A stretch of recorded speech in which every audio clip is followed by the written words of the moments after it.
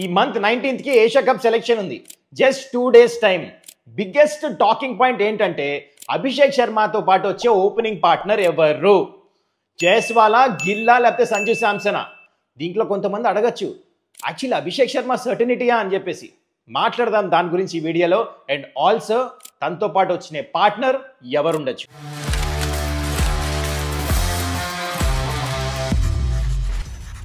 నమస్కారం, welcome to Suman's tech out. Happy independence day to all of you. 2 రోజులు video చేయలే కదా, అందుకనే ఇవాళ మిస్ చేస్తున్నాను. Anyways, coming back to the hot topic, Indian openers ఎవరు ఉండబోతున్నారో ఈ వీడియోలో అదే డిస్కస్ చేస్తున్నాం మనం. ఆ 2 openers who are more capable of taking that role, ఎవరికి ఎక్కువ ఛాన్స్ ఉంది, ఎందుకు ఉంది, ఇన్ డీటెయిల్ మాట్లాడదాము. లాస్ట్ మూమెంట్ దాకా వీడియో చూడండి, చాలా ఇంట్రెస్టింగ్ ఉండబోతుంది. అయితే మీరు ఇంకా ఈ ఛానల్ సబ్స్క్రైబ్ చేసుకోకపోతే ప్లీజ్ డూ దట్. ఇప్పుడు మనం డైరెక్ట్లీ జంప్ కొట్టేద్దాం. ఫస్ట్ టాపిక్ ఏంటంటే, why Abhishek Sharma is a certainty as an opener right now ఈ ఏషియా కప్ లో at one end. Abhishek Sharma ముద్దగా అభిషేక్ శర్మ అని కూడా పిలుస్తూ ఉంటారు. And one of the main reasons కూడా ఆ 6 hitting ఎబిలిటీ అట్లా ఉంది కాబట్టి సర్టనిటీ ఒక ఎండ్ ఓపెనర్ అని చెప్పేసి. అండ్ చూడండి, to talk about the important points why Abhishek Sharma is a certainty అంటే, నెంబర్ 1 వచ్చేసి తన strike rate. Without it out 194 strike rate T20 ఫార్మాట్లో. సౌత్ ఆఫ్రికా సిరీస్ చూసినా, లాస్ట్ ఇంగ్లాండ్ సిరీస్ చూసినా, ఈవెన్ మీరు జింబాబ్వే సిరీస్ చూసినా తను ఫ్లయింగ్ స్టార్స్ ఎట్లయితే ఇస్తున్నాడు. ఇండియన్ టీం పవర్ ప్లేలో ఒక స్పెషలిస్ట్ బ్యాట్స్మెన్ కోరుకుంటున్నారు, and Abhishek Sharma is one of them. And చూడండి, 194 స్ట్రైక్ రేట్ అంటే మీరు ఫాస్ట్ బౌలర్స్ని, స్పిన్నర్స్ని ఓవర్ ద టాప్ చాలా మంచిగా ఆడాలి. అభిషేక్ శర్మకి ఆ ఎబిలిటీ ఉంది. Is got couple of centuries కూడా 5 T20 సిరీస్లో. ఇంతకుముందు వీడియోలో కూడా దీని గురించి ఇన్ డీటెయిల్ డిస్కస్ చేసే మనము, అందుకని ఇన్ డెప్త్ ఎక్కువ నెంబర్స్ గురించి వెళ్ళట్లే, పాజిటివ్స్ మాట్లాడుతున్నా. Why Abhishek Sharma is a certainty. And also తన లెఫ్ట్ ఆర్మ్ స్పిన్ వేస్తాడు. ఒకవేళ అక్షర్ పటేల్ ఆల్రెడీ టీంలో ఉంటాడు, తన బౌలింగ్ సరిగా అయిపోతే రైట్ హ్యాండర్స్ ఉంటే అభిషేక్ శర్మని యూజ్ చేయొచ్చు. So taking all this into account, ఈ 6 hitting ఎబిలిటీ, దాని తర్వాత సెంచరీస్ కొట్టేస్తున్నాడు, కరెంట్ ఫామ్ చూసుకున్నా, and he plays spin, fast bowling very well, strike rate 194, ఇవన్నీ దృష్టిలో పెట్టుకుంటూ Abhishek Sharma is definitely certainty. And మర్చిపోద్దు, కరెంట్లీ రైట్ నో ఐసీసీ ర్యాంకింగ్స్లో వరల్డ్ నెంబర్ 1 T20 ర్యాంకింగ్లో ఉందెవరు? అభిషేక్ శర్మ. సో అందుకున్న డౌటే లేదు, he'll be donning that brilliant opening role at one end. మరి ఇప్పుడు నెక్స్ట్ టాపిక్, అభిషేక్ శర్మతో వచ్చే వేరే పార్ట్నర్ ఎవరు? నా ప్రకారం 3 ఆప్షన్స్ ఉన్నాయి ఇండియా దగ్గర, సంజు, గిల్ ఇంకా Jaiswal.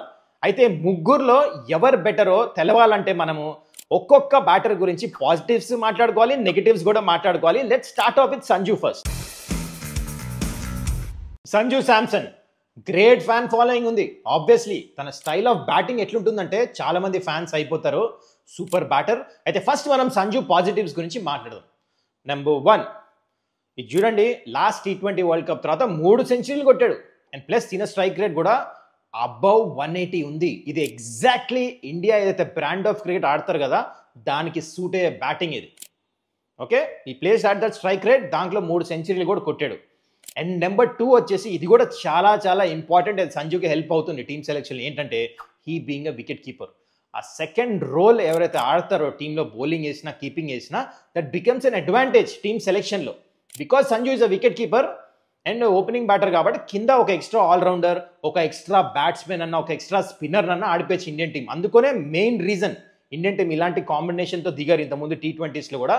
So this is a great advantage. And number 3 వచ్చేసి ఎక్స్పీరియన్స్. ఇప్పుడు ఉన్న 4 ఓపెనర్స్లో ఇన్ఫ్యాక్ట్ అభిషేక్ శర్మను కూడా కౌంట్ చేసి సంజు శాంసన్కి అందరికంటే ఎక్కువ మ్యాచెస్ ఆడిన అనుభవం ఉంది T20 ఐస్లో. ఎక్కువ రన్స్ తినకే ఉన్నాయి, ఎక్కువ 6లు కూడా తినకే ఉన్నాయి. సో ఇవన్నీ కౌంట్ అవుతాయి సెలెక్షన్లో. ఎప్పుడైతే ఇద్దరు సేమ్ పార్ ఉంటారు కదా, అప్పుడు ఇలాంటి చిన్న చిన్న థింగ్స్ కౌంట్ అవుతాయి. So these are the advantages and positives of Sanju Samson. ఇప్పుడు మనం నెగిటివ్స్ గురించి మాట్లాడదాం. సంజుది ఒక్కటే నెగిటివ్ పాయింట్ అనిపిస్తుంది నాకు, అదేంటంటే కన్సిస్టెన్సీ. ఐదర్ హిట్ లేకపోతే ఫట్. T20 వరల్డ్ కప్ తర్వాత సంజు చాలా మ్యాచ్లు ఆడాడు. చూడండి, మీరు ఆల్రెడీ స్టాట్స్ చూస్తున్నారు. దాంట్లో 3 సెంచరీల గురించి మనం మాట్లాడాం, కానీ దాని మధ్యలో 0లు, సింగిల్ డిజిట్ స్కోర్లు, అసలు రన్సే కొట్టలే. So consistency is the biggest problem. ఈ ఏషియా కప్ కానీ, ముందు T20 వరల్డ్ కప్ రాబోతుంది, సెలెక్టర్స్ కానీ, టీమ్ మేనేజ్మెంట్ కానీ, కెప్టెన్ కానీ ఏం కోరుకుంటారు? అట్లీస్ట్ మధ్యలో మీరు కాంట్రిబ్యూట్ చేయాలి. 25-30 అయినా ఫాస్ట్ స్టార్ట్స్ ఇస్తే పవర్ ప్లేలో టీంకి అడ్వాంటేజ్ ఉంటుంది. ఇట్లా మరీ ఫస్ట్ బాల్ లేకపోతే ఫస్ట్ సెకండ్ ఓవర్లో అవుట్ అయిపోతే వేరే బ్యాటర్స్ నెంబర్ 3 నెంబర్ 4 మీద ప్రెషర్ పెరుగుతుంది. So that's the only negative about Sanju. Otherwise మిగతా అని సెట్. గిల్ గురించి మాట్లాడాలంటే ఫస్ట్ పాజిటివ్ పాయింట్ కన్సిస్టెన్సీ. దీంట్లో డౌటే లేదు. ఐపీఎల్లో చూడండి, ఇప్పుడు ఉన్న అందరూ 3 ఓపెనర్స్తో కంపేర్ చేస్తే గిల్కే ఎక్కువ రన్స్ ఉన్నాయి. మోస్ట్ నెంబర్ ఆఫ్ రన్స్ ఐపీఎల్లో. ఒకసారి అందుకున్నాడు, ఆ ఫామ్ వదిలిపెట్టాడు. అది ఏ ఫార్మాట్ అయినా T20 అయినా రన్స్ కొడతానే ఉంటాడు. ఇది number 1 positive point. And number 2 వచ్చేసి current form. Last India England series, Anderson Tendulkar సిరీస్లో ఒక సిరీస్లో మోస్ట్ నెంబర్ ఆఫ్ రన్స్ కొట్టాడు యాజ్ అ లీడర్. అది కరెంట్ ఫామ్ ఎప్పుడు చాలా ఫరక్ పడుతుంది. It's all about that ball and bat relationship. So మంచి టచ్లో ఉన్నాడు కాబట్టి ఇది ఒక positive point. And number 3 leadership skills. మీకు గుర్తుంటే లాస్ట్ వీడియోలో మీకు చెప్పాను దీని గురించి. T20 world cup Rohit Sharma గెలిపించిన తర్వాత నెక్స్ట్ క్యాప్టెన్ యాక్చువల్లీ గిల్లే. జింబాబ్వేలో ఇండియన్ టీంకి T20 టీంకి captain Gill was the leader ఆ సిరీస్లో. కానీ దాని తర్వాత management thought otherwise, selector thought otherwise, change చేశారు. సూర్య వచ్చాడు. కానీ ఈ gets those leadership skills. Is a brilliant captain. Last test సిరీస్లో చూసాము, ఐపీఎల్లో కూడా ప్రూవ్ చేసుకున్నాడు. సో అది యాడ్ చేస్తాడు క్యాప్టెన్. ఇప్పుడు even if is not the captain, ఆ వాల్యూ యాడ్ చేస్తాడు క్యాప్టెన్కి వెళ్ళి చెప్తాను కానీ ఇన్పుట్స్ కానీ. That is a big positive. Gill గురించి నెగిటివ్ పాయింట్ అంటే నాకు ఒక్కటే అనిపిస్తుంది ఈ ఫార్మాట్లో. అదేంటంటే హిస్ స్ట్రైక్ రేట్. ఇంటర్నేషనల్లో అన్నా ఐపీఎల్లో అన్నా ఈ strike rate is below 140.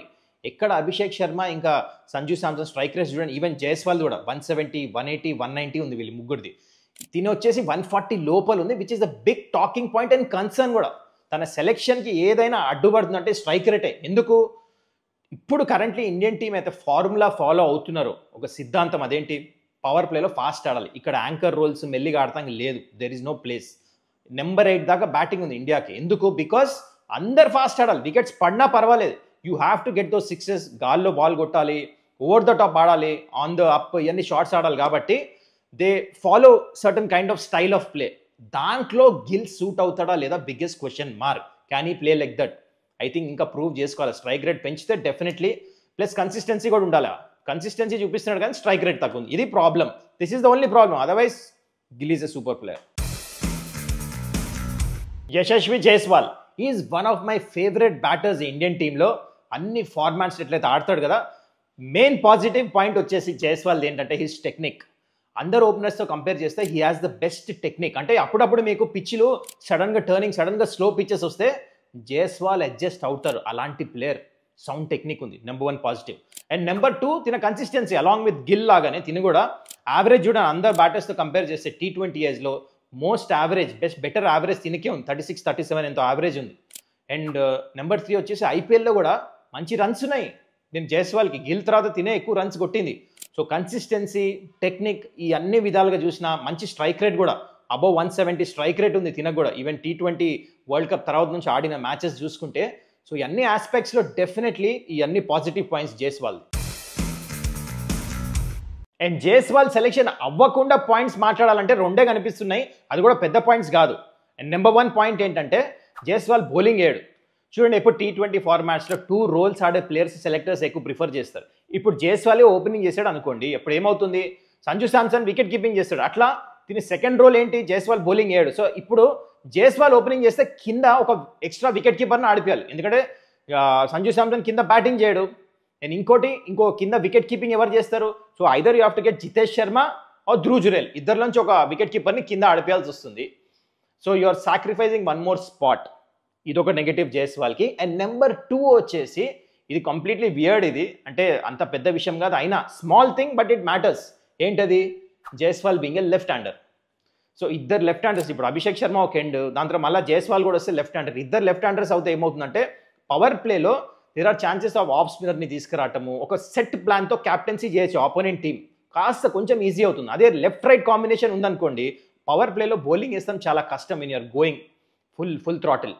So ఇది కూడా తిని ఏం చేయలేడు. తిని బీయింగ్ ఏ లెఫ్ట్ హ్యాండర్ చాలాసార్లు చూసాం మనం. బోత్ లెఫ్ట్ హ్యాండర్స్ ఉంటాం. కానీ స్మాల్ 2 ప్లేయర్ సెలెక్షన్కి ఈక్వల్ వచ్చినప్పుడు ఇలాంటి చిన్న పాయింట్స్ ఫరక్ పడతాయి అనమాట. ఇది కూడా కొంచెం అగేన్స్ట్ జైస్వాల్కి వెళ్ళొచ్చు.